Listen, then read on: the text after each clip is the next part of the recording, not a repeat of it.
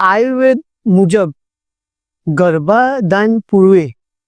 ગર્ભ રહ્યા બાદ અને પ્રસૂતિ થયા બાદ શું ધ્યાન રાખવું જોઈએ? ગર્ભધાન પૂર્વે એટલે કે ગર્ભ રાખતા પહેલા આયુર્વેદ એવું કહે છે કે બાળકની ઉત્પત્તિ અથવા તો એનું સંસ્કારોનું સિંચન, આપણે જેને કહી શકાય એનું એજ્યુકેશન, સરળ ભાષામાં જ લઈ લો, જ્યારેથી આપણે પરિકલ્પના કરીએ છીએ ત્યાંથી શરૂઆત થાય છે. તમે કેવું બાળકની કલ્પના કરી રહ્યા છો એ ક્યારેથી પૂર્વેથી, તો ગર્ભાધાન પૂર્વે